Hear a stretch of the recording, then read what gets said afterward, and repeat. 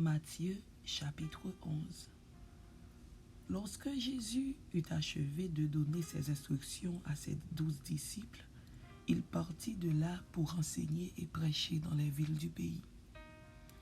Message de Jean-Baptiste à Jésus. Jean, ayant entendu parler dans sa prison des œuvres du Christ, lui fit dire par ses disciples: Es-tu celui qui doit venir, ou devons-nous en attendre un autre? Jésus leur répondit: Allez rapporter à Jean ce que vous entendez et ce que vous voyez.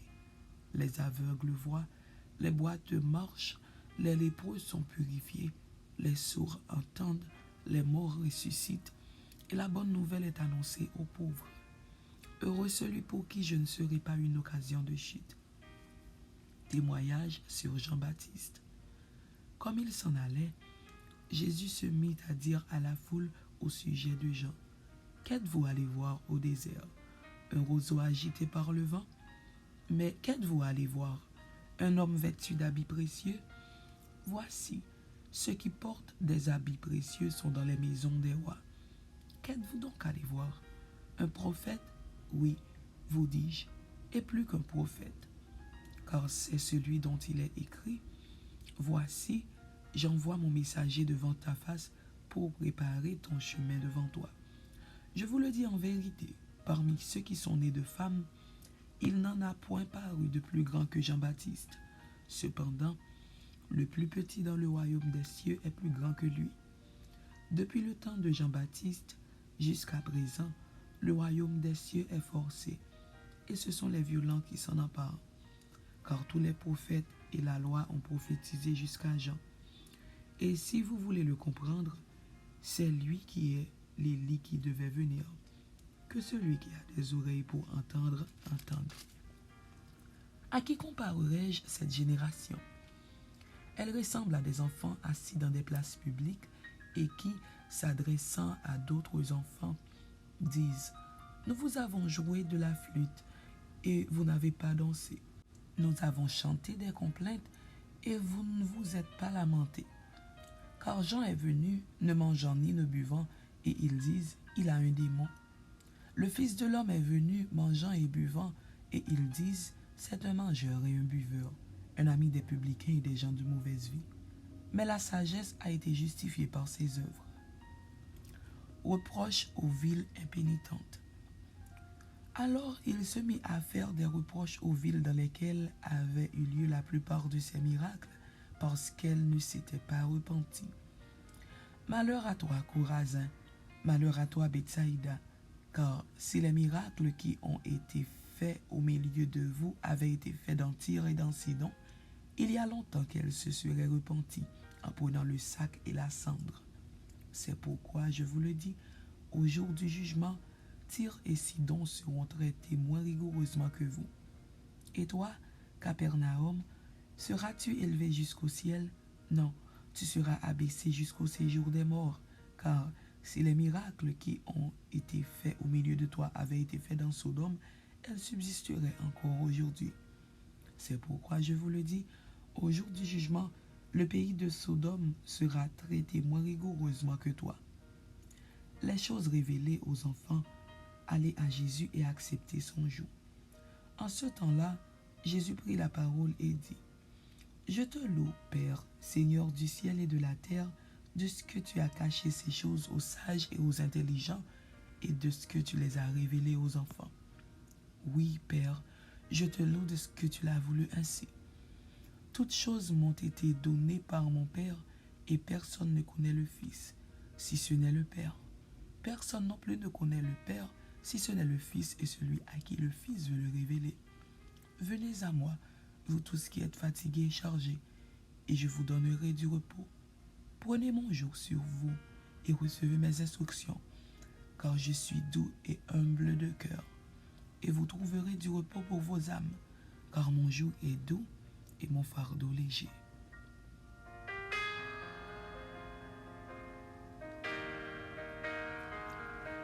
Matthieu chapitre 12.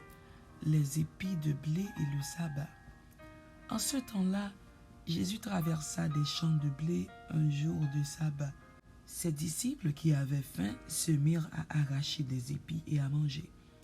Les pharisiens, voyant cela, lui dirent, « Voici, tes disciples font ce qu'il n'est pas permis de faire pendant le sabbat. » Mais Jésus leur répondit, « N'avez-vous pas lu ce que fit David lorsqu'il eut faim, lui et ceux qui étaient avec lui? Comment il entra dans la maison de Dieu et mangea les pains de proposition qu'il ne lui était pas permis de manger, non plus qu'à ceux qui étaient avec lui et qui étaient réservés aux sacrificateurs seuls? Ou n'avez-vous pas lu dans la loi que les jours de sabbat, les sacrificateurs violent le sabbat dans le temple sans se rendre coupables? Or, je vous le dis, il y a ici quelque chose de plus grand que le temple. Si vous saviez ce que signifie « je prends plaisir à la miséricorde et non au sacrifice », vous n'auriez pas condamné des innocents, car le Fils de l'homme est maître du sabbat. L'homme qui a la main sèche. Étant parti de là, Jésus entra dans la synagogue, et voici, il s'y trouvait un homme qui avait la main sèche. Ils demandèrent à Jésus, « Est-il permis de faire une guérison les jours de sabbat ?» C'était afin de pouvoir l'accuser. Il leur répondit, « Lequel d'entre vous, s'il n'a qu'une brebis et qu'elle tombe dans une fosse le jour du sabbat, ne la saisira pas pour l'en retirer? Combien un homme ne vaut-il pas plus qu'une brebis? Il est donc permis de faire du bien les jours du sabbat. » Alors il dit à l'homme, « Étends ta main. » Il l'étendit et elle devint saine comme l'autre. Les pharisiens sortirent et ils se consultèrent sur les moyens de le faire périr. Mais Jésus, l'ayant su, s'éloigna de ce lieu. Une grande foule le suivit. Il guérit tous les malades et il leur recommanda sévèrement de ne pas le faire connaître, afin que s'accomplisse ce qui avait été annoncé par Isaïe le prophète. « Voici mon serviteur que j'ai choisi, mon bien-aimé en qui mon âme a pris plaisir. Je mettrai mon esprit sur lui et il annoncera la justice aux nations. Il ne contestera point, il ne criera point, et personne n'entendra sa voix dans les rues. Il ne brisera point le roseau cassé, et il n'éteindra point le lumignon qui fume, jusqu'à ce qu'il ait fait triompher la justice. Et les nations espéreront en son nom. » Le démoniaque aveugle et muet attaque des pharisiens et réponse de Jésus. Le péché contre le Saint-Esprit.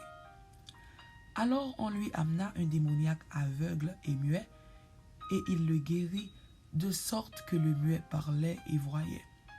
Toute la foule étonnée disait, « N'est-ce point là le fils de David? » Les pharisiens, ayant entendu cela, dirent, « Cet homme ne chasse les démons que par Béelzébul, prince des démons. » Comme Jésus connaissait leurs pensées, il leur dit, « Tout royaume divisé contre lui-même est dévasté, et toute ville ou maison divisée contre elle-même ne peut subsister. Si Satan chasse Satan, il a divisé contre lui-même. Comment donc son royaume subsistera-t-il? Et si moi, je chasse les démons par Béelzébul, vos fils, par qui les chassent-ils?